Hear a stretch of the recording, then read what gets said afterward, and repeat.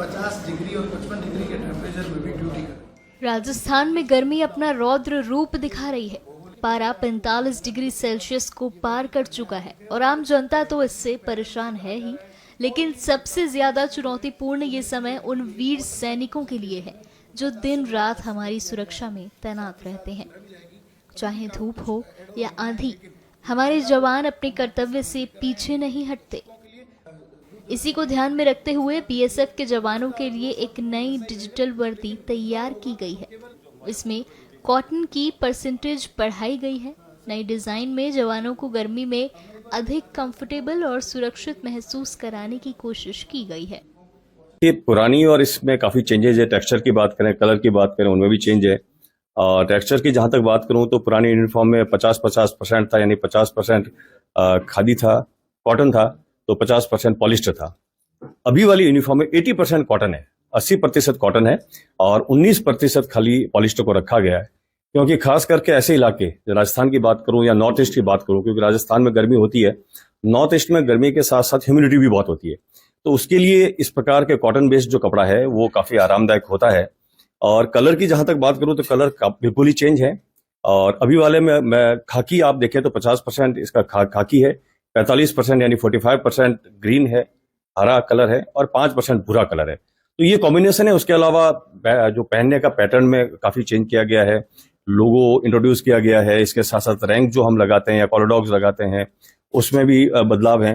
तो कुछ चीजें अभी आप देख रहे हैं, कुछ चीजें क्योंकि अभी प्रोसेस में है, तो जल्दी ही आपको पूरा टोटल जितने आपके लगते हैं वो सारा का सारा नए कलेवर में दिखेगा। एक ही, क्योंकि बीएसएफ इज वन फोर्स, तो बीएसएफ का यूनिफॉर्म भी एक होना चाहिए और वो एक ही यूनिफॉर्म अभी भी थी और अभी भी यही एक यूनिफॉर्म रहेगी। कैमोफ्लेज, क्योंकि ये तो कैमोफ्लेज तो एक लूज टर्म है, वैसे एलएफसीडी बोलते हैं, लूज फिटिंग कॉम्बैट ड्रेस, लेकिन इसके साथ loose fitting digital pattern combat dress हो गया है, क्योंकि ये डिजिटल पैटर्न है।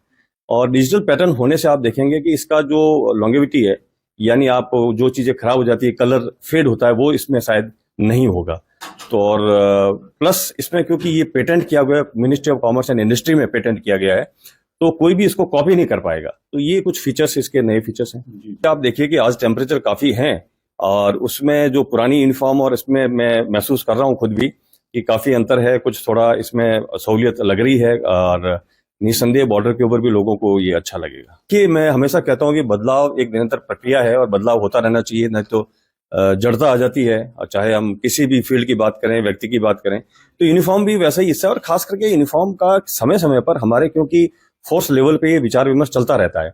हमारे फोर्स कमांडर्स कॉन्फ्रेंस होती है फोर्स लेवल की, उसके अंदर भी पॉइंट आते हैं। जो फील्ड के अंदर आते हैं सीनियर ऑफिसर्स, तो वहां पर भी लोगों से डिस्कस करते हैं।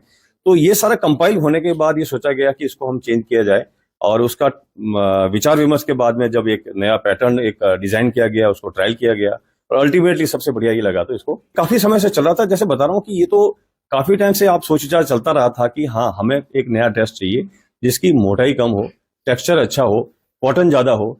उसके बाद ये अभी इंट्रोड्यूस हुआ है। अच्छा फिटिंग भी है और टेक्सचर भी अलग है और आरामदायक भी है।